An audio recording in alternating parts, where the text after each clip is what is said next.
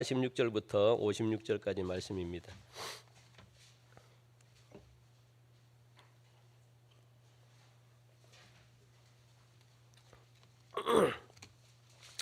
(1장) 46절부터 56절까지 제가 먼저 읽겠습니다. 마리아가 이르되 내 영혼이 주를 찬양하며 그의 요종의 비천함을 돌보셨음이라. 보라, 이제 후로는 만세의 나를 복이 있다 일컬으리로다.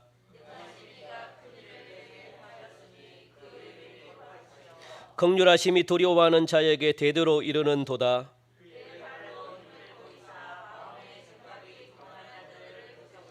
권세 있는 자를 그 위에서 내리치셨으며 비천한 자를 높이셨고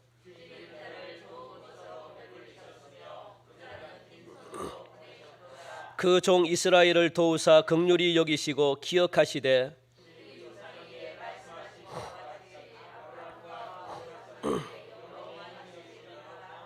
같이 읽겠습니다. 마리아가 석 달쯤 함께 있다가 집으로 돌아가니라. 아멘. 우리는 지금 이 대림절 마지막 주간을 우리가 지금 보내고 있습니다. 대림절은 예수님의 나심과 예수님의 다시 오심을 우리가 기다리는 절기가 바로 대림절입니다. 그래서 대림절의 주인공은 사람이 아닌 겁니다. 대림절의 주인공은 우리 예수님이시죠. 예수님이 오심과 태어나심과 또 다시 예수님이 이 땅에 재림하실 그 날을 갖다가 우리가 준비하면서 무엇하면서 기도하면서 무엇하면서요 회개하면서 준비하는 기간이 바로 대림절이라는 것 여러분들이 반드시 기억하시기 바랍니다. 그래서 예수님이 없는 성탄절, 예수님이 없는 이 재림은요, 이 헬라어로 무엇이라고 이야기하냐면 케노독시아, 그러니까 허무하다는 거예요. 허영이라는 겁니다. 아무런 의미가 없습니다. 예수님이 없는 모든 행위들은요 아무런 의미가 없습니다. 여러분들이 예수님이 빠진 출세, 예수님이 빠진 물질, 예수님이 빠진 헌신, 예수님이 빠진 모임, 예수님이 없는 교회 허무해요. 아무것도 아닙니다. 그래서 올해 성탄절은 이 코로나와 함께 맞이할 수밖에 없지만 그 어느 때보다도 뜻깊은 예수님과 함께하는 그런 여러분들 성탄절이 되기를 간절히 바랍니다. 이 성탄절이나 재림신앙은요 단순히 예수님의 탄생과 재림을 기다리거나 기뻐하는 것만으로 부족하다라고 성경은 분명히 말씀합니다. 예수님이 이 땅에 오신 것은요 전 인류의 구원을 위해서 예수님이 오셨다는 것 우리 모두가 다 알고 있잖아요. 예수님은 여러분들의 구원을 위해서, 저의 구원을 위해서 예수님이 이 땅에 오셨습니다. 그러면 중요한 게 뭐냐? 구원을 받은 우리가 해야 될 게 뭐냐? 지난주에 말씀을 드렸잖아요. 가장 중요한 것 구원을 누리는 삶입니다. 구원을 누리지 못하면 의미가 없어요. 이 땅 가운데 나는 예수님을 믿지만 예수님을 믿는 자들이 불행하고 예수님을 믿는 자들이 근심하고 예수님을 믿는 자들이 기뻐하지 못하고 염려하고 근심하면 그것은 구원을 누리는 삶이 아닙니다. 예수님이 원하는 삶이 아니에요. 예수님은 이 땅에 구원을 위해서 우리를 구원하기 위해서 이 땅에 예수님이 오셨는데 그렇다면 예수님은 우리에게 구원된 그 기쁨의 삶을 우리에게 누리라고 예수님이 죽으셨는데 우리가 그 땅 그 삶을 누리지 못하는 삶은요 예수님이 죽은 의미가 없다는 거예요. 그래서 이 탄생과 재림보다 더 어떻게 보면 중요한 것은 우리가 이 땅을 살아가면서 구원받은 우리가 어떻게 구원받은 삶으로 이 땅을 남은 생애를 우리가 보내느냐 그게 굉장히 중요한 거죠. 그걸 예수님이 우리를 통해서 원하십니다. 그래서 예수님을 통한 구원에 합당한 삶을 살아드림으로 말미암아 이 성탄절과 주님의 재림을 우리가 대비할 수 있다는 겁니다. 그게 예수님의 마음을 기쁘게 하는 겁니다. 구원받은 사람일수록 예수님을 그래서 우리는 더 배우셔야 돼요. 구원받은 사람일수록 예수님을 더 여러분들이 연구하셔야 돼요. 연구할 뿐만 아니라 예수님을 그대로 여러분들이 닮아가고 그리고 그 삶을 이 땅 가운데 그대로 삶을 살아드리는 그게 산 믿음입니다. 성경은 그렇게 말하잖아요. 살아있는 믿음. 살아있는 믿음이 그냥 형상으로 뭐 이상학적으로 그렇게 나타나는 게 아닙니다. 살아있는 믿음은 무엇으로 나타나느냐? 우리의 삶으로 통해서 나타나는 거거든요. 여러분들 돈이 없다고 해서 불행합니까? 물론 행복하지는 않겠죠. 그런데 행복은 물론 돈이 있으면 행복할 수 있고 불행할 수 있어요. 그런데 기쁨이라는 것은 행복과 달라요. 기쁨은 내가 좀 불행하더라도 예수님이 나와 함께 하기 때문에 내 마음속에는 기쁨이 생길 수 있습니다. 행복은 조건에 의해서 생기는 거지만 기쁨은 그렇지 않아요. 기쁨은 예수님과 철저하게 연결이 돼요. 그러니까 여러분들이 구원받은 삶의 모습이 어때야 되는가? 예수님이 우리와 함께 계시다면 우리의 삶이 조금 돈이 없더라도 그냥 불편할 수 있습니다. 그죠? 그리고 내가 좀 가진 게 없으면 좀 여러 가지로 생활하는데 불편은 있어요. 그런데 내 마음은 기쁘다는 거예요. 이게 구원받은 사람의 삶입니다. 예수님은 그런 삶을 살아라고 분명히 지금 우리에게 가르쳐주고 있거든요. 그걸 준비하라고 그렇게 지금 우리에게 말씀하고 있습니다. 다시 한 번 더 여러분들 예수님을 닮아가는 생활이 되셔가지고 주님의 재림을 준비할 수 있는 그런 귀한 은혜가 있기를 다시 한 번 더 주님의 이름으로 축원드립니다. 오늘 본문은요, 마리아가 하나님을 찬양하며 이 불렀던 찬가입니다. 그런데 이 자세히 살펴보면 이 마리아의 오늘 본문에서 여러분들 이 누구를 연상할 수 있습니까? 누가 보여요? 이 본문을 잘 읽어보면 이 창가가 구약에서 보이는 인물이 있잖아요. 이 연상되는 인물 누굴까요? 마리아가 이 하나님이 주심으로 말미암아 이 자기 자녀를 주심으로 감사하는 그런 찬양을 하나님께 올려드린 내용이잖아요. 이걸 구약에 가면 이와 같은 똑같은 여인이 똑같은 찬양을 했던 곳이 있습니다. 누굴까요? 어유 할렐루야. 할렐루야. 예. 한나입니다. 한나의 찬양 그리고 이 마리아의 이 찬양 똑같아요.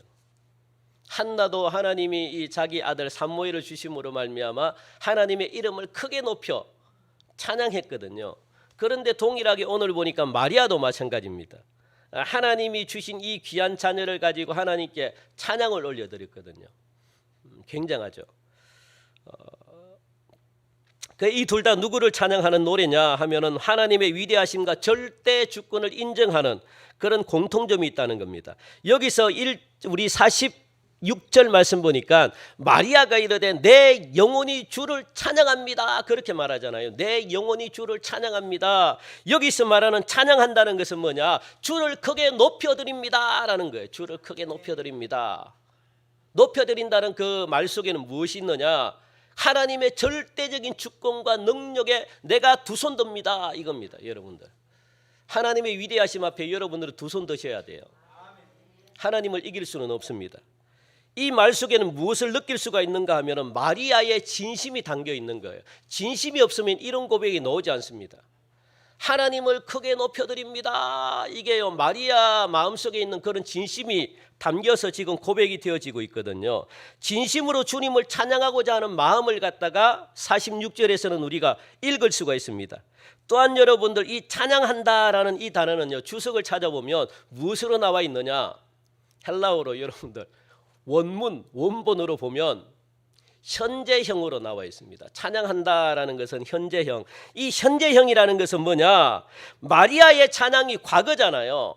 과거에 마리아가 찬양을 했어요. 하나님께 영광을 올려드렸다고요. 그런데 이 과거의 사건으로 끝나버린 게 아니다라고 분명히 우리에게 가르쳐주고 있습니다. 이 사건은 오늘날 저와 여러분들에게도 이 현재의 가운데 하나님께서 이 마리아를 통해 가지고 우리 곁에서 어떻게 해요? 생생하게 현재까지도 살아가지고 우리 곁에서 항상 들려주고 있는 간증이라는 거예요. 무엇이? 마리아가 하나님께 올려드렸던 이 찬양의 내용이 과거에 끝나는 것이 아니고 현재 저와 여러분들에게 읽혀지면서 무엇이 생생하게 살아있는 그런 여러분들에게 들려주고 싶은 그런 간적으로 지금까지 남아있다는 거예요. 그러니까 저와 여러분들 또한 마리아가 올려드렸던 이 찬양을 하나님은 여러분들에게도 저에게도 올려드리라고 그렇게 우리에게 말하고 있는 거예요. 진심으로 여러분들 하나님 앞에 찬양을 올려드릴 수 있는 그런 높은 수준까지 여러분들이 올라가는 은혜가 있기를 간절히 바랍니다. 이거는요 굉장한 수준의 찬양이거든요. 이거는 뭐 자신의 어떤 환경을 떠나가지고 오는 그런 찬양입니다. 그래서 주를 향한 이 마리아의 간절한 마음을 확실히 지금 나타내주는 그런 귀한 말씀인데, 우리들에게도 이와 같은 이런 마음으로 하나님을 여러분들 크게 높이는 그런 삶을 살아갈 수 있는 그런 귀한 은총의 삶이 되기를 간절히 바랍니다. 자, 그렇다면 여러분들 이 마리아의 찬가를 통해 가지고 우리는 어떤 은혜를 받을 수 있는지 한번 살펴보기를 원하는데, 첫째입니다. 첫째, 마리아의 영성을 여러분들 배우셔야 돼요. 마리아의 영성. 이 영성이라고 하는 것은 하나님께로 가까이 나아가는 게 영성이거든요. 그러니까 오늘 본문을 통해서 이 마리아의 영성을 볼 수가 있는데, 마리아는 46절을 보니까 내 영혼이 주를 찬양하며 라고 그렇게 찬양하고 있습니다. 영혼이라는 말은요, 우리가 배웠잖아요. 이제 영과 혼이라는 말입니다. 영은 알겠는데, 영은 하나님을 만나는 통로라서 영은 알겠는데, 그죠? 영은 유일하게 하나님을 만날 수 있는 통로가 영이거든요. 그러니까 영은 우리가 배워서 알고 있는데, 혼은 굉장히 생소하지만 여러분들은 너무 잘 압니다. 배웠기 때문에 이제 헷갈리지 않습니다. 그러니까 이 마리아는 영혼을 다해서 하나님을 찬양했다라고 말합니다. 여기서 말하는 이 혼이라는 것은 여러분들 다시 한 번 더 제가 말씀을 드립니다. 생각과 감정과 의지가 혼입니다. 이게 여러분들 구원받는 데 있어서 제일 중요해요. 영은 이미 우리가 결정되었기 때문에 우리가 할 수 있는 범위가 아닙니다. 그죠? 우리가 예수님을 구주로 영접하는 순간 예수님의 사람으로 이미 우리가, 예수님이 영원하시기 때문에 우리의 구원은 영원한데, 그런데 중요한 것은 뭐냐면 이 혼이 문제라는 거예요. 혼이 우리를 괴롭힌다는 겁니다. 혼이 우리를 이끌어간다는 거예요. 생각과 감정과 의지가 우리를 이렇게도 만들고 저렇게도 만든다는 거예요. 그러니까 이 혼을 여러분들이 지배를 해버려야 되는데, 혼을 지배하기가 굉장히 힘듭니다. 그래서 여기서 말하는 이 생각과 감정과 의지도, 그런데 마리아는 지배를 했다는 거예요. 어떻게? 주님을 찬양하는데 혼까지도 지배를 해서 혼을 지배했다는 것은요 굉장해요. 여러분들 생각을 이기기가 쉽나요? 제가 한번 물어볼게요. 생각을 여러분들이 하나님이 기뻐하는 것으로, 하나님이 원하는 것으로 여러분 생각하기가 그렇게 쉽나요? 쉽지 않을걸요? 여러분 의지를 가지고 생각을 이기기가 쉽지 않습니다. 감정을 여러분들 이기기가 쉬울까요? 생각보다는 쉽지 않습니다. 생각에 지배를 당해버리면 감정도 지배를 당해버리고, 의지가 여러분 마음대로 의지가 되나요? 나는 이렇게 하나님을 잘 믿으랍니다. 나는 오늘 이렇게 하나님이 기뻐하는 자리에 내가 있고 싶습니다. 나는 이걸 내가 유혹하기 때문에 나는 이 자리에 가지 않겠습니다. 나는 이거 하지 않겠습니다. 여러분 아무리 마음으로 생각을 해도 악은 원래 강하기 때문에 악적으로 자꾸만 끌려가요. 그래서 내 힘으로는 절대로 생각과 감정과 의지는 이길 수가 없습니다. 그래서 이 마약이라는 게, 중독이라는 게 생각을 지배하는 거거든요. 감정을 지배하는 거거든요. 의지를 지배하는 거거든요. 그러니까 생각과 감정과 의지가 이 세상 악한 영의 지배를 당해버리니까 내가 무엇으로? 악한 영에게 마음의 문을 열어버리는 거예요. 그러니까 이거는요 곧 영과 통합니다. 그래서 여러분들 이 악한 영의 생각들은 여러분들의 의지와 생각과 감정과 여러분들의 노력으로는 절대로 이길 수가 없는 문제예요. 정신병원에 가도 이길 수가 있느냐? 없습니다. 왜? 악한 영이 나를 주장하기 때문에. 그래서 악한 영은 내가 가지고 있는 육체의 어떤 생각과 육체의 노력으로 절대로 해결되지 않습니다. 왜? 나보다 더 큰 자가 내 속에 앉아 있기 때문에 이걸 빼내기는요, 사람의 힘으로는 절대 불가능합니다. 그럼 어떻게 해야 되느냐? 더 큰 자보다 더 큰 자가 내 속에 들어와서 이것을 밀어버려야 되는 거잖아요. 그분이 누굽니까? 성령님이시죠. 성령님이 오셔야만 이 더 큰 자가 내 속에서 나가요. 그렇지 않고서는 절대로. 그러니까 마리아가 이처럼 하나님께 혼 생각과 감정과 의지도 주님을 찬양했다는 것은 뭐냐면 내 영이 성령님의 지배를 받았다는 거예요. 마리아가 굉장한 사람이죠. 그래서 내 영뿐만 아니라 내 몸 전 존재를 하나님 앞에 찬양하며 영광을 올려드렸다는 이 자체는요, 쉽지 않습니다. 굉장히 그러므로 이 찬양 속에는 당연히 여러분들 이 찬양한다는 게 지난주 제가 말씀을 드렸죠. 찬양한다는 게 뭐냐면 예배 드린다는 거거든요. 이 예배라는 것은 여기 앉아가지고 드리는 이 예배도 예배지만 이 예배보다 더 중요한 것이 뭡니까? 24시간의 삶이 예배라고 그랬어요. 하나님은 여러분들의 모든 삶을 통해 가지고 무엇을 받길 원하십니까? 찬양을 받길 원하셔요. 기쁨을 받길 원하십니다. 하나님을 생각이 하나님을 향해 있고 감정이 하나님을 향해 있고 내 의지가 하나님을 향해 있고 하나님은 이걸 원해요. 이 자리에 앉아서 물론 예배를 드리는 게 굉장히 중요합니다. 여기서 모든 게 다 나가니까. 그런데 하나님은 이것뿐만 아니라 여기서 은혜를 받은 삶을 어디서 세상에서 똑같이 삶을 살아드리라 그렇게 예수님이 이 땅에 오신 이유가 그거라 그랬잖아요. 그래서 우리를 통해서 변화된 삶을 세상 사람들이 봄으로 말미암아 예수 믿는 사람은 뭔가 다르다 이게 하나님께 영광을 올려드리는 거거든요. 그러면 하나님은 그것을 통해서 크게 기뻐하시는 거죠. 그래서 여러분들 이 찬양을 올려드리라 그러잖아요. 예배를 하나님께 예배를 올려드리라. 그게 예배가 어떤 삶이에요? 여러분의 삶을 통해서 하나님은 받으신다. 그런데 예배의 중심 사상이 뭐냐? 잘 들으시기 바랍니다. 사랑입니다. 사랑. 사랑이 없는 예배는요, 진짜 예배가 아니에요. 여러분들 하나님을 사랑하지 않는 마음으로 앉아 있으면 구약 시대 때 이스라엘 백성들과 똑같아요. 마음은 바알에게 있고 마음은 아세라에게 있는데 몸만 와 있는 거예요. 몸만. 하나님이 그걸 굉장히 싫어했잖아요. 그게 멸망의 원인이었습니다. 마음이 전부잖아요. 마음이. 몸이야 뭐 그렇게 중요합니까? 마음이. 이스라엘 백성들은 하나님께 마음을 주지 않았다는 거예요. 얼마나 음란했습니까? 그게 음란이라는 거예요. 음란. 영적인 간음. 몸이야 뭐 이게 중요합니까? 몸이야. 하나님은 마음을 받으시길 원하는데 왜? 마음이 전부니까. 그런데 이스라엘 백성들은 마음은 이단이 아니죠. 우상에게 마음을 주고 몸만 앉아 있는 이 이스라엘 백성들을 갖다가 역겹다라고 그렇게 말하는 거예요. 내가 토해내 놓겠다. 더 이상 예배를 드리지 말라. 너희들이 드리는 예배 냄새가 역겹대요. 그게 아모스에 나오잖아요. 더 이상 예배를 받지 않겠대요. 그러니까 여러분들 이 예배의 중심 사상은 뭐냐? 사랑인데 이 사랑은 어디서 오느냐? 감사하는 마음에서 와요. 그러니까 감사를 하지 않으면 사랑이 올 수 없습니다. 이 사랑이 여러분들이 있어야만 감사가 나와요. 그러니까 이 마리아가 하나님께 찬양을 할 수 있었던 이유가 뭐냐?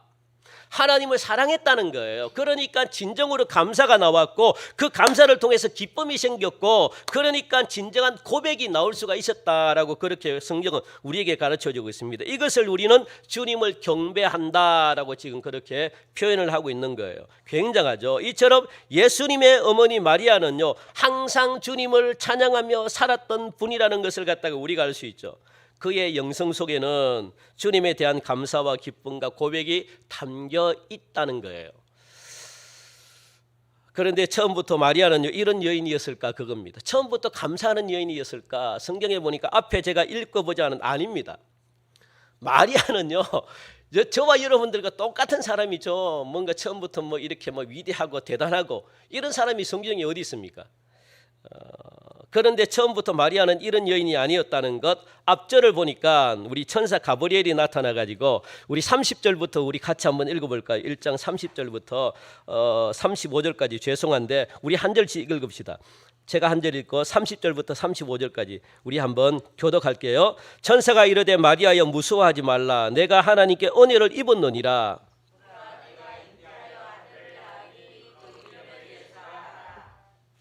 그가 큰 자가 되고 지극히 높으신 이의 아들이라 일컬어질 것이요 주 하나님께서 그 조상 다윗의 왕위를 그에게 주시리니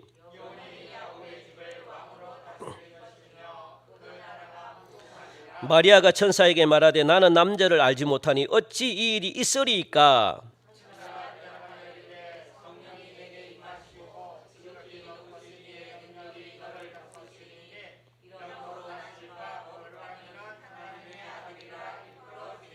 아멘.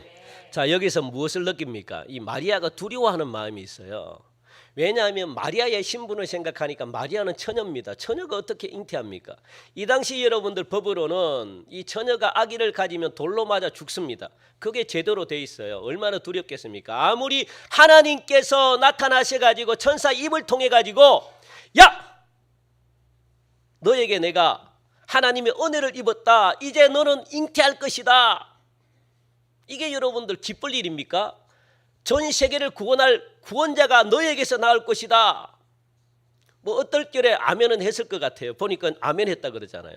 어디 보니까 우리 38절 읽어볼까요? 시작. 마리아가 이르되 주의 여종이 오니 말씀대로 내게 이루어지리이다 하며 천사가 떠나가니라. 이게 아멘이거든요.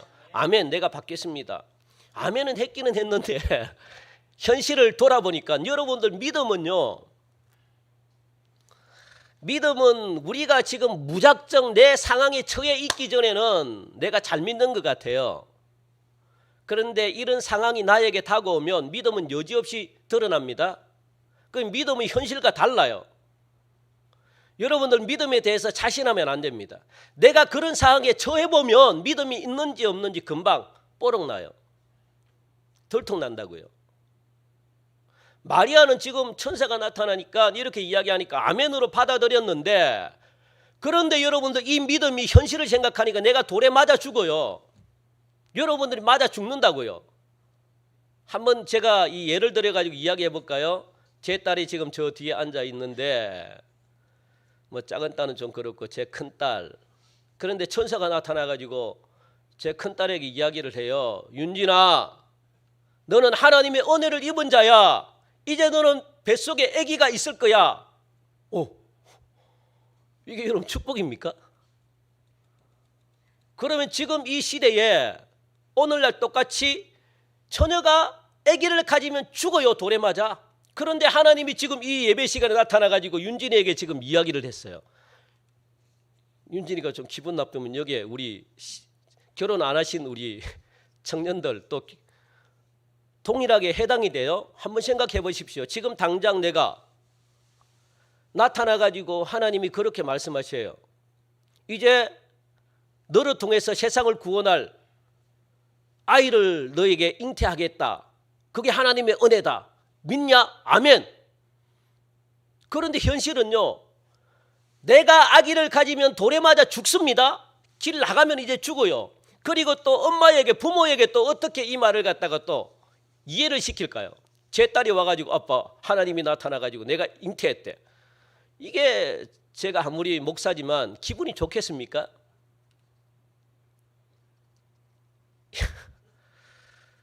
이거는 기가 막힐 노릇이죠. 이걸 믿어야 되나 말아야 되나. 믿자니 돌로 맞아 죽을 것 같고. 제가 다른 예를 한번 들어볼까요? 다른 예를. 우리 장로님, 제가 저 앞에 장로님 계신데 제가 네? 그러니까 믿는다는 것과 실제로 행동한다는 것은요 차이가 있어요. 여러분들 정말 차이가 있습니다. 좀 더 제가 돈을 가지고 제가 이야기를 해볼게요. 내일 당장 우리 김연옥 장로님이 10억 필요해요.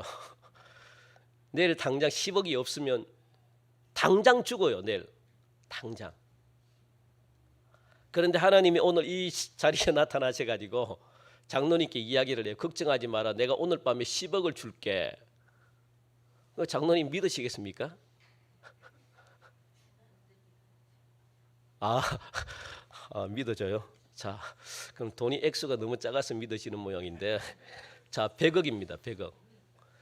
자, 100억이 없으면 내일 죽어요. 그런데 오늘 밤에 당장 지금 당장 나타나 가지고 장로님께 말씀하십니다. 걱정하지 마라. 내가 오늘 밤에 100억 줄 테니까 걱정하지 마. 장로님 믿어집니까? 예, 장로님은 믿어지시겠죠? 그러면 돈을 갖다 우리 교회는 얼마 정도를 해야지 안 믿어지나? 도대체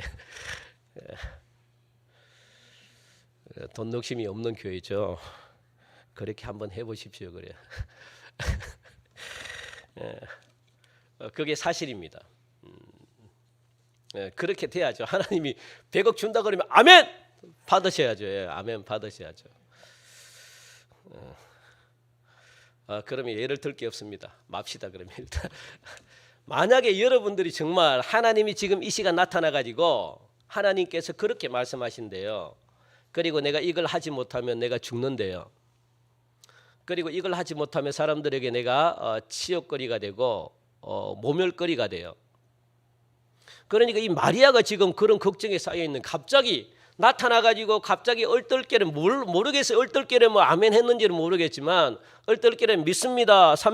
우리 8절 말씀처럼 주의 여종이오니 말씀대로 내게 이루어지리이다. 그렇게 믿었단 말입니다.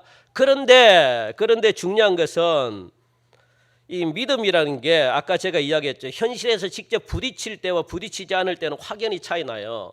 내가 부딪히지 않을 때는 내가 믿음이 좋은 것 같아요. 그런데 부딪히다 보면 이 믿음이 생각이 안 나요. 그게 문제입니다.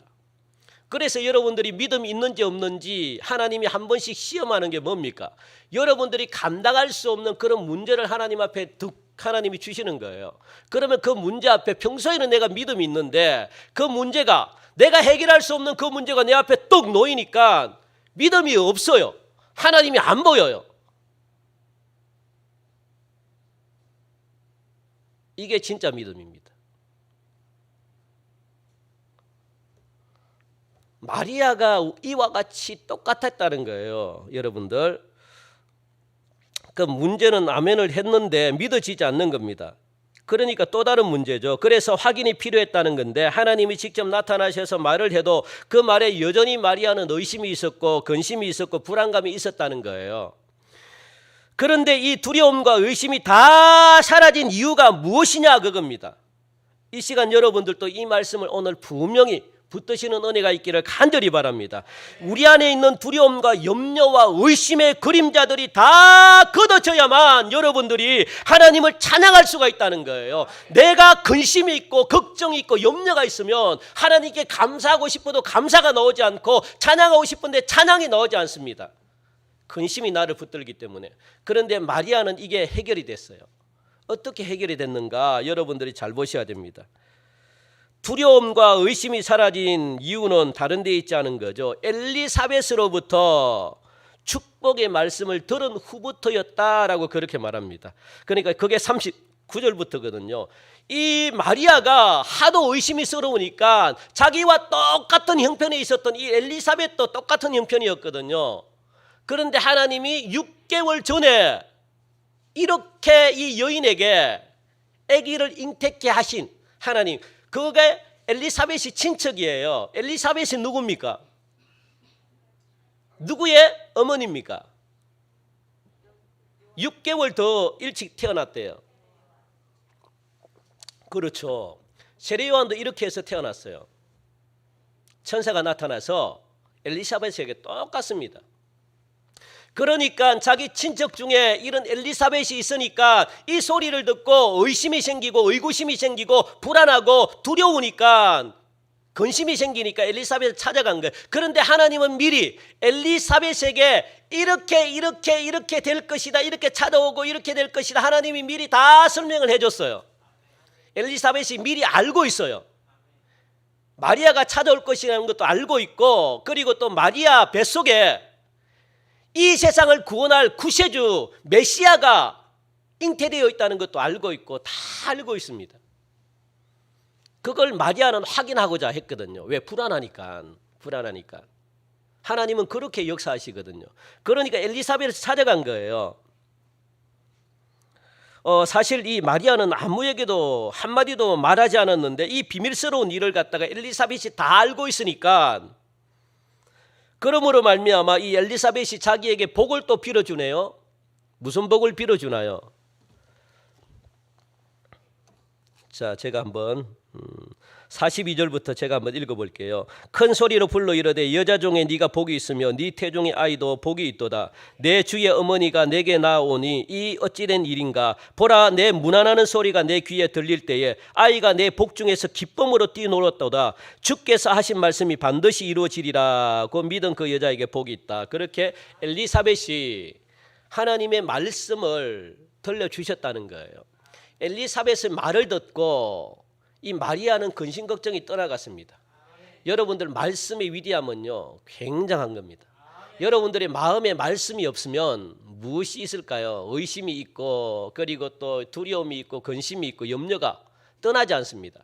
그러니까 여러분들 하나님을 찬양하고 싶어도 하나님이 믿어지지 않고 찬양이 안 나와요.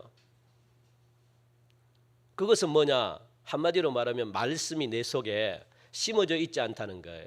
말씀은 듣는 것으로 여러분 심어지지 않습니다. 기억하시기 바랍니다. 말씀은 외우는 것으로도 여러분들 내 마음속에 심어지지가 않아요. 말씀은 어떻게 할 때 내 것이 돼요? 말씀을 듣고 순종할 때 실패를 하거나 성공을 하거나 상관이 없습니다. 말씀은 내가 그 말씀을 듣고 행동으로 옮길 때 그것이 내 속에서 심어져요. 그게 힘이 되고 능력이 됩니다. 그게 어떤 비바람이 오더라도 그게 힘이 돼가지고 나도 모르는 사이에 든든하게 나를 세우는 능력이 된다는 거예요.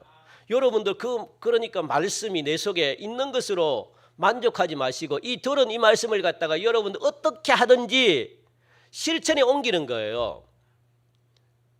실천에 옮기는 방법이 뭡니까? 기도하라 그러면 여러분 기도해 보는 겁니다. 하나님이 그 행하는 그 모습을 하나님이 기뻐하는 거죠. 왜? 하나님은 마음을 보신다 그러잖아요. 마음을, 얘가 실패를 하든 성공을 하든 하나님이 그게 중요하게 생각하지 않아요. 얘가 마음이 있구나. 내 말을 갖다가 사랑하는 마음이 있구나. 내 말을 지키려고 하는 마음이 있구나. 하나님이 이 마음을 보시고 기쁘게 생각한다니까요. 하나님은 이 마음을 보시고 우리에게 축복을 주신다고요. 여러분 행동해서 실패할 수 있고 성공할 수 있어요. 그런데 하나님은 실패하고 성공하고 이게 중요하지 않습니다. 마음 한다는 것은 뭐냐? 나를 사랑한다는 증거거든요. 내 말을 듣는구나. 듣는다는 것은 나를 사랑한다는 거거든요. 하나님이 그게 얼마나 기쁠까요? 그럴 때 내 믿음이 자라고 내 속에 있는 이게 믿음이 든든하게 나를 세워갈 수 있다고요. 그게 영성이 되는 거예요. 영성. 하나님께로 더 가까이 갈 수 있는 다리가 된다고요. 중요하잖아. 그런데 이 의심이 오늘 보니까 마리아가 어떻게 해요? 이 엘리사벳이 한 이 말씀을 갖다가 그대로 받아들이고 믿음으로 받아들였다는 거예요. 아멘. 자기 것으로 만들었다는 거예요. 그럴 때 여러분들 얼마나 여러분들 온몸에 소름이 막 끼치겠습니까? 이처럼 마리아는 엘리사벳이 자기에게 축복해 주는 말들을 들으면서 전능하신 하나님께서 자기와 함께 계시구나.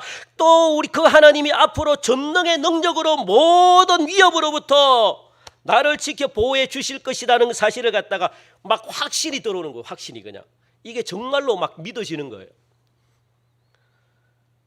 천사 가브리엘이 자기에게 알려줬던 그 모든 일들을 갖다가 전부 다 이루실 것이라는 확신이 말씀과 더불어 막 들어오는데, 이게 막 가슴에 불이 타는 거예요. 그전에는 믿어지지가 않았는데 확인해 보니까, 말씀으로 확인해 보니, 그래서 여러분 의심이 되면 성경을 읽으라는 이유가 그거예요. 성경을 보셔요. 여러분들이 근심되고 두려움되면, 여러분 마음에 뭔가 의구심이 있으면 하나님의 말씀을 보시라고요. 보시면 하나님께서 어떻게 해요? 얘가 내 뜻을 알려고 몸부림치는구나. 그러면 성령님이 도와주셔가지고 영의 눈을 열게 하셔서 이 말씀이 내 속에 꽂히게 한다고요. 그러면 두려움이 떠나갑니다. 근심이 떠나가요. 이게 확신으로 자리를 잡아서 이 확신은 곧 열매가 돼요. 열매. 삶의 열매. 그때부터 여러분들이 믿어지는 모든 것들이 열매가 되는 겁니다. 그때부터 여러분들 하는 모든 이 세상에서 일들이 다 열매로 되는 거예요. 거기까지 가지 않고서는요, 하나님도 어떻게 할 수는 없는 거죠. 왜? 여러분들에게 자기 의지가 있다 그랬죠. 그 의지를 하나님이 존중한다 그랬죠.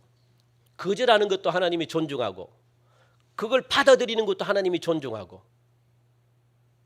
그런데 그 의지를 말씀이 하나님이 원하는 쪽으로 이끌어 간다고요. 말씀이. 그 말씀이 얼마나 중요한지 우리에게 잘 가르쳐주고 있습니다. 그 확신으로 가득 찬 마리아의 입에서 하나님을 높이는 찬양이 바로 나온 거예요. 바로 그냥 확신이 딱 드니까 그 말을 듣자마자 46절이 막 시작이 되는 거예요. 막 마리아 입에서 그 확신, 하나님을 크게 높이는 그 확신의 찬양이 막 나도 모르게 막 쏟아지는 거예요.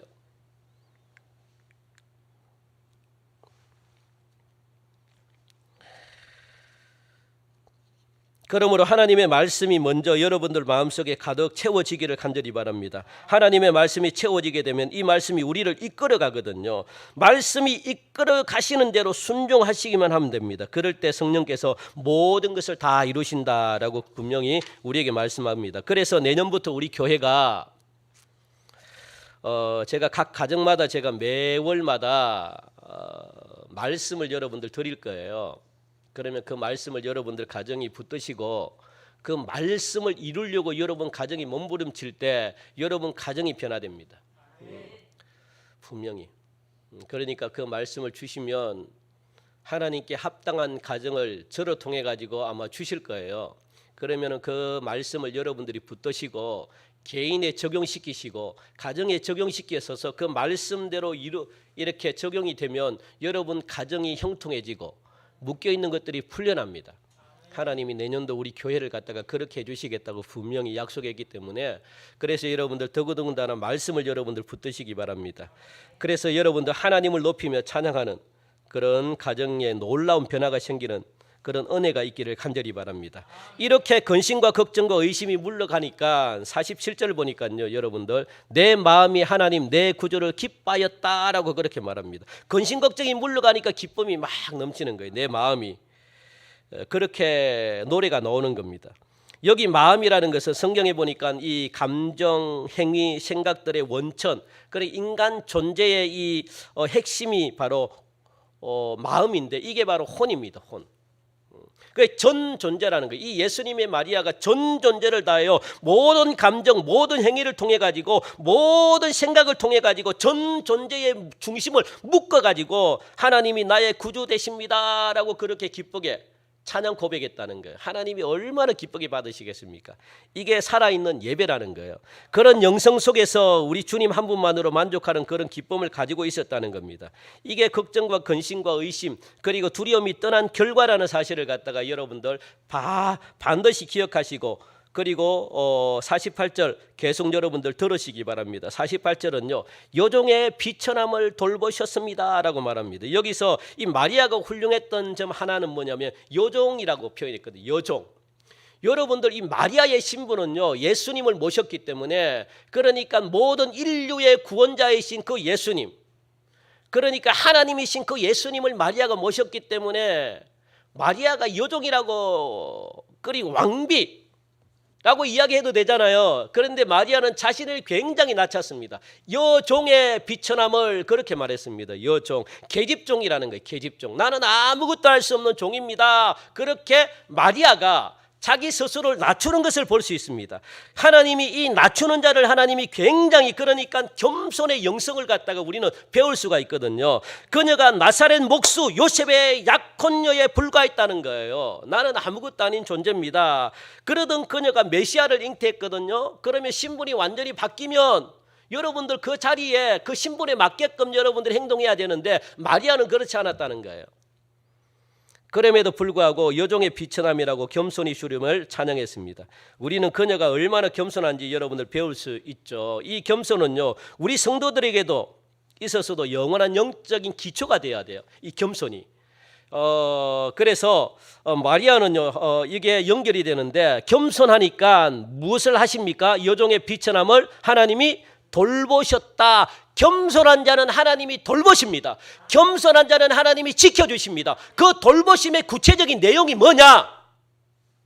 성경에 보니까 하나님은 이 마리아를 통해 가지고 행하신 놀라운 일들인데, 이 겸손하니까 구체적으로 나오는 행위가 뭐냐? 마리아는 하나님을 능하신 분으로 고백했다는 거예요. 능하신 분, 능력 있는 분으로 하나님을 인정했다는 거예요. 이게 겸손의 구체적인 내용이고, 그리고 또 이 성경에 보니까 이 49절 보니까 거룩하신 분이다라고 그렇게 말합니다. 하나님은 거룩하신 분입니다. 이게 겸손의 구체적인 내용이죠. 그것으로 끝나지 않죠. 긍휼하신 분이십니다. 그렇게 50절에는 하나님 이 마리아가 고백하고 있노요. 그것뿐만 아니라 그 50절 뒤에 보니까 하나님은 두려워합니다. 하나님은 모든 존재의 피조물들이 두려워할 그런 존귀한 권능의 하나님이십니다. 그렇게 말하잖아요.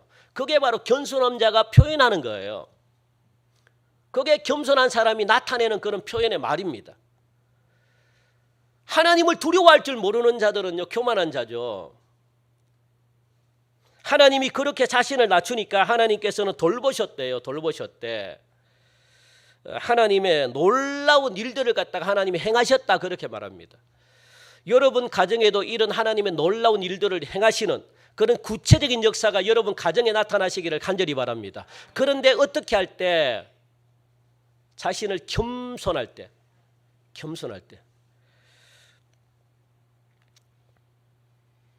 마리아는 예수님을 잉태케 된 것을 기쁨으로 여기고 있었습니다. 우리도 예수님을 구주로 모신 것에 대해서 여러분들 기쁘게 생각하셔야 돼요. 구주로 모셨다는 것은, 예수님을 모셨다는 것은 말씀을 모셨다는 거거든요. 여러분들 그 말씀이 여러분 속에 있다는 거예요. 이 말씀이 함께하면 여러분들의 모든 행하시는 일에 있어서 하나님이 놀랍도록 어떻게 해요? 역사를 하신다는 거예요. 하나님이 놀랍다 하는 일들마다 역사한다는 거예요. 그게 말씀과 함께 있는 자의 기쁨입니다.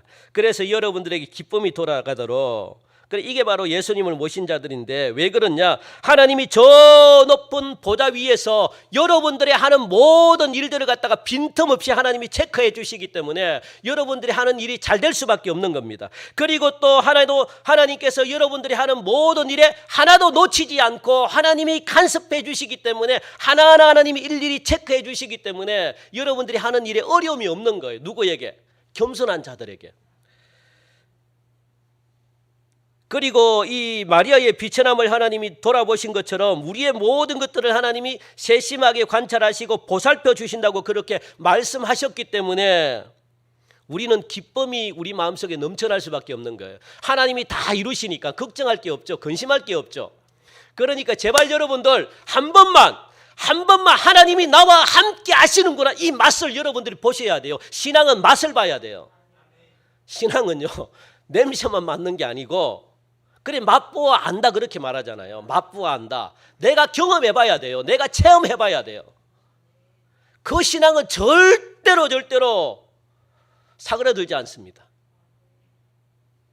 그게 이 기쁨이거든. 이 기쁨을 한 번만 맛보면, 제가 말했잖아요. 이 영적인 것은 원리가 있기 때문에 그 원리 하나만 딱 여러분들이 기억하시면, 기쁨이 생기는 방법이 이 방법이구나, 이게 딱 보인다고요. 그런데 우리가 그걸 한번 맛보라는 거예요. 내가 이렇게 했더니 내 마음속에 기쁨이 넘치는구나. 그런데 이것이 뭐냐? 이 기쁨의 통로가 뭐냐? 길이 뭐냐?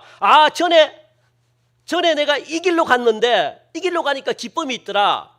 그래서 성경은 길을 찾게 해주는 거거든요. 무슨 길? 여러분들의 축복, 구원, 잘 되는 거, 기쁨, 감사 어디에 있는지 그걸 갖다가 성경은 가르쳐줘. 그래서 하나님의 말씀을 기억하라.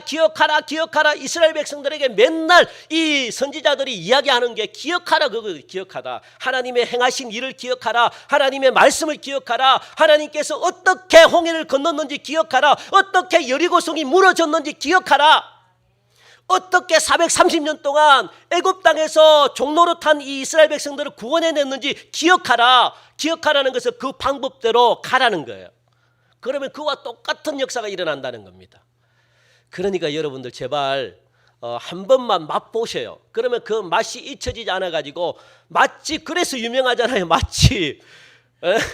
맛집 그래서 왜? 한 번 먹으니까 기억에 남는 거예요. 또 가고 싶습니까? 안 가고 싶습니까? 내 몸이 기억하는데 이것보다 더 무서운 게 없습니다. 내 몸이 기억하는데 가지 말라 그래도 막 가잖아요. 그래서 그 말을 죽였잖아요. 누굽니까? 누굽니까? 김유신이죠. 자꾸만 술집으로 데려가요. 이 말이.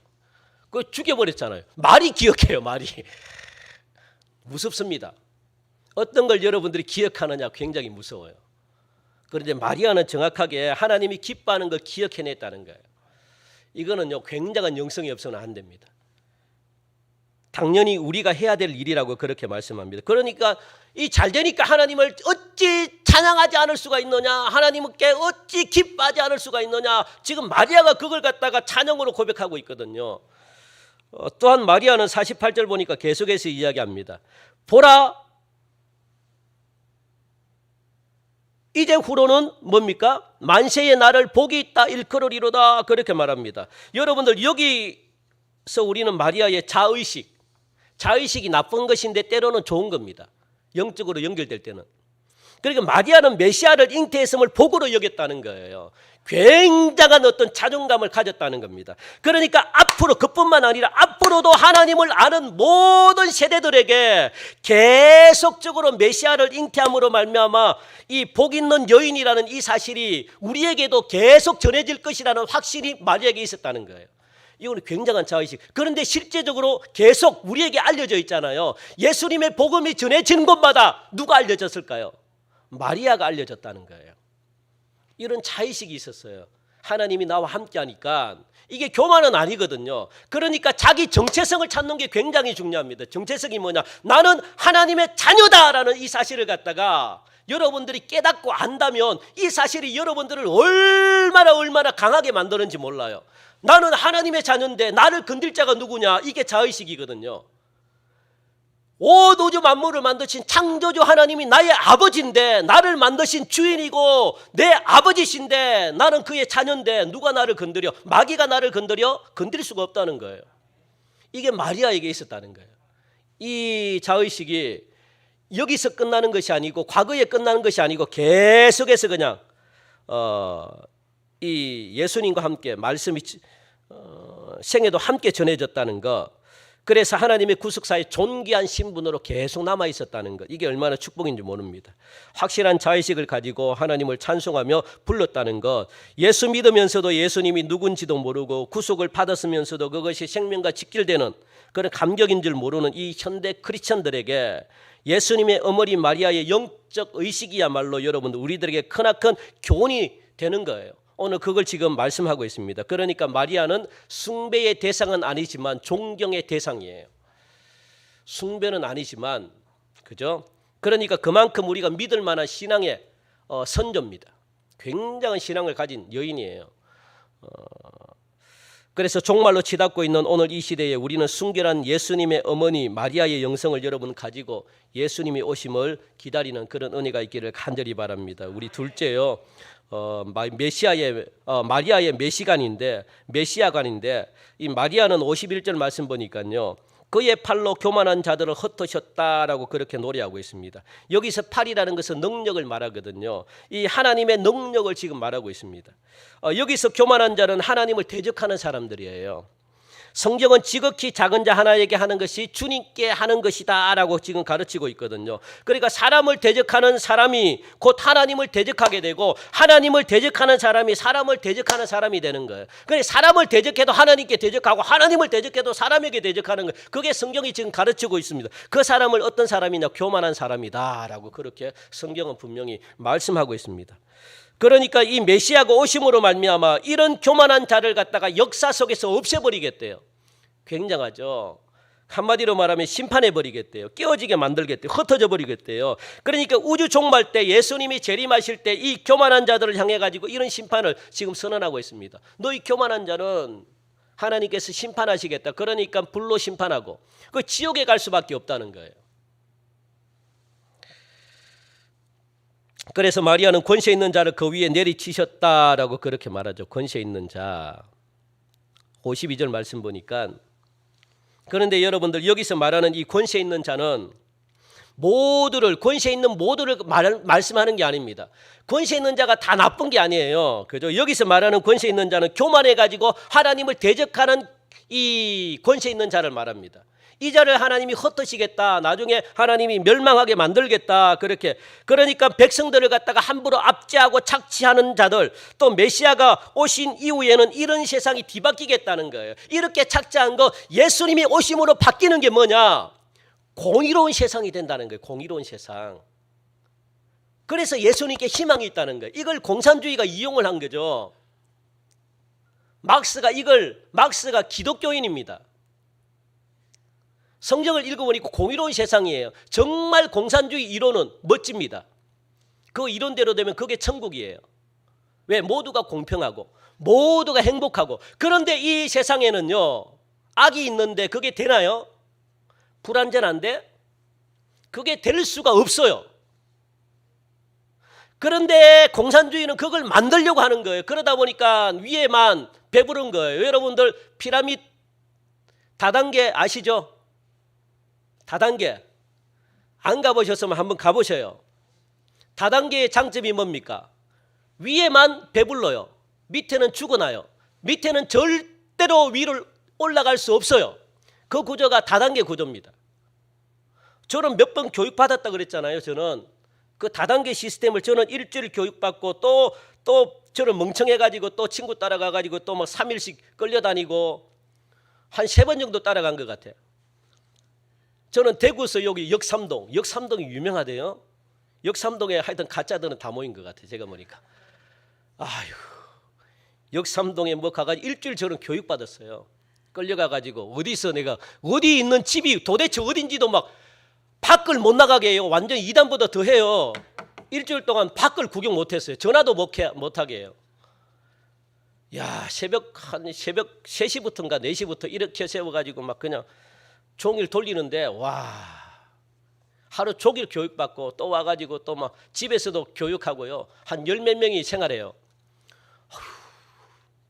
그런데 일주일 동안 들으면 그게 금요일날 결단하는 시간이 있습니다. 우리처럼 예수 믿겠냐? 금요일날 밤에 축하 파티 해가지고 막 다단계 남겠다 결단하는 시간. 거기 한 150명 정도가 내 또래 한 20몇 살 때인데 젊은 애들이 한번 부자 되겠다고 막 그 한 150명, 200명이 쫙 써요. 그 강당에 쫙 써가지고 오늘 저녁은 결단하는 시간입니다.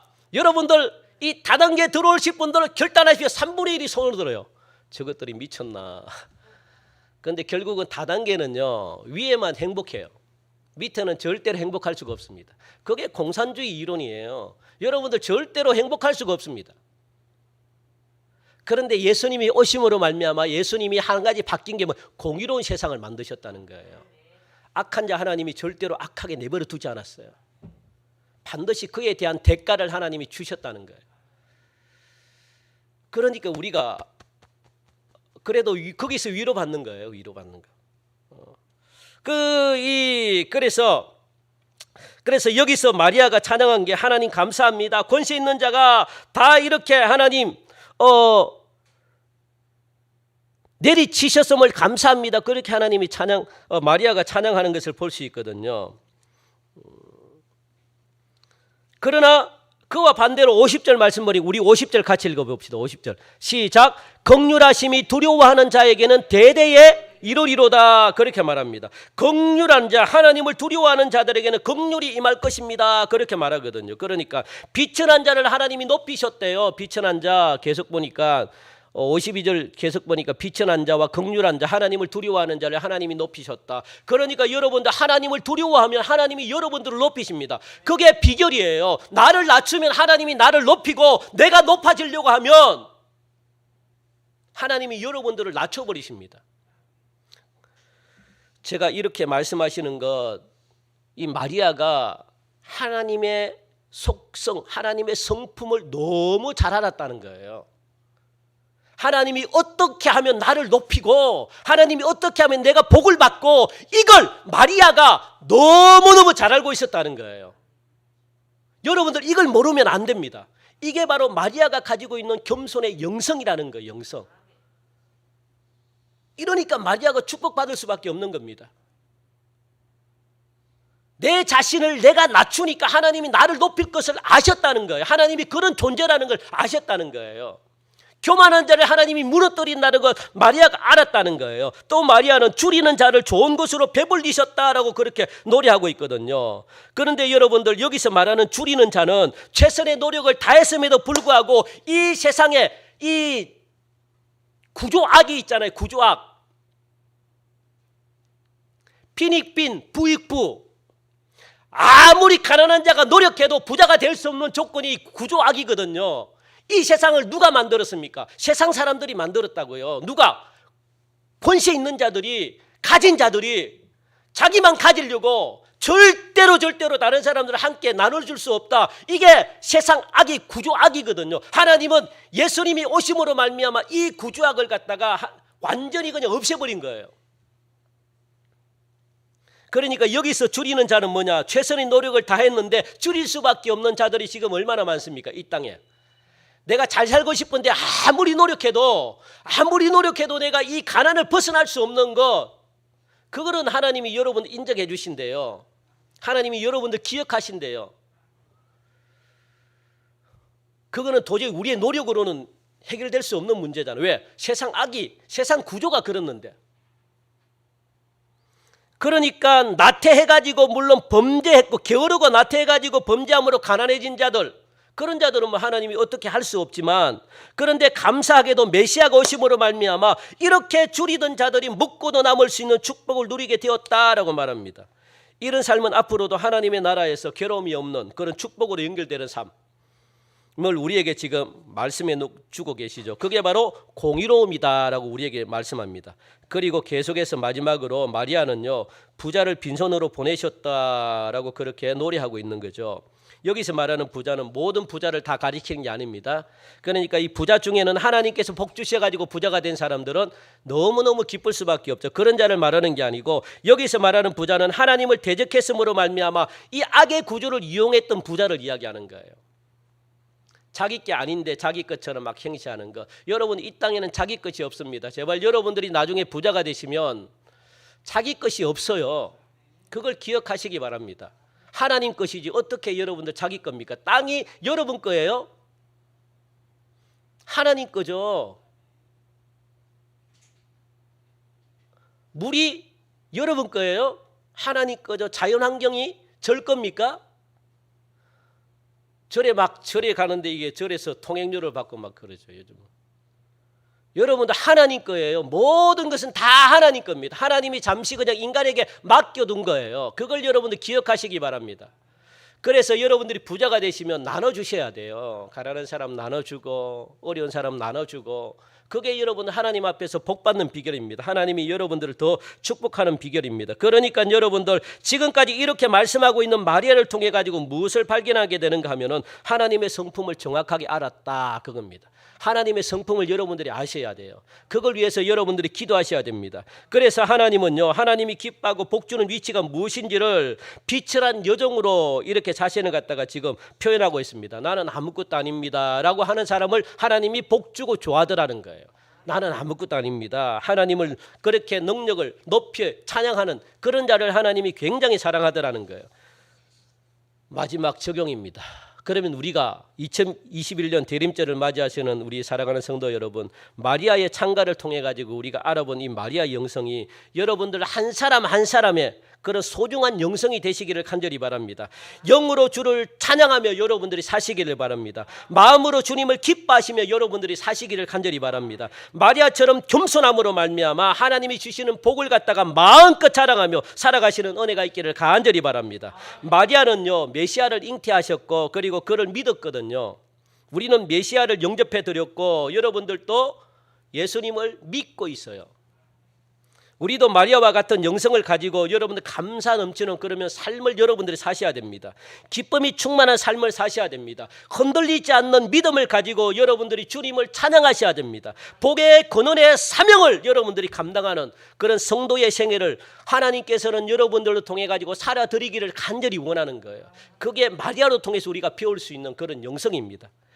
우리는 마리아의 메시간을 갖다가 이 찬가를 통해서 배울 수가 있는데, 이 찬가는요 마리아의 찬가지만 성령께서 마리아를 통해 가지고 우리에게 주시는 하나님의 말씀인 줄로 여러분들이 믿으셔야 돼요. 나에게 주시는 하나님의 말씀임을 믿으시기 바랍니다. 메시아는 교만한 자를 흩으셨어요. 권세 있는 자를 그 위에 하나님이 내리치셨습니다. 부자를 빈손으로 보내셨다는 사실을 반드시 기억하시기 바랍니다. 그러나 비천한 자를 높이시고 줄이는 자를 좋은 것으로 배부르게 하셨다는 이 하나님의 성품을 여러분들이 반드시 기억하시기 바랍니다. 이런 축복은 겸손한 자에게 주신다라는 사실, 그리고 하나님을 두려워하는 자를, 여호와 하나님을 경외하는 자들에게 주시는 구원임을, 이런 삶을 이 땅에서 여러분들이 살길 원하시는 그 예수님의 마음, 그걸 여러분들이 이 시간 배우시는 은혜가 있기를 간절히 바랍니다. 그래서 특히 2021년 올 성탄절에는 이 가난한 이웃과 함께 이 메시아의 탄생을 여러분들이 즐겁고 기쁘게 보내시는 은혜가 있기를 주님의 이름으로 간절히 축원드립니다. 하나님 참 감사합니다. 오늘도 귀한 말씀 저희들에게 주시니 너무너무 감사합니다. 하나님, 마리아로 통해서 우리가 참 많은 것을 배웠습니다. 이 마리아로 통해서 하나님이 주시는 이 영성, 하나님이 어떤 분인지, 하나님의 성품이 어떤 것인지 우리가 잘 깨닫고 알고, 그래서 하나님, 우리가 남은 이 생에 주님이 오시는 그 순간까지 하나님, 이처럼 정말로 구원의 삶을 우리가 살아드림으로 말미암아 하나님께 가장 크고 놀라운 영광과 감사를 올려드리는 살아있는 영성되게 축복하여 주옵소서. 한 주도 하나님께서 지켜주시기를 간절히 원하오며 예수님의 이름으로 감사하며 기도하옵나이다. 아멘. 우리 시간 다 함께 일어나셔서 우리 파송 찬양, 우리 찬송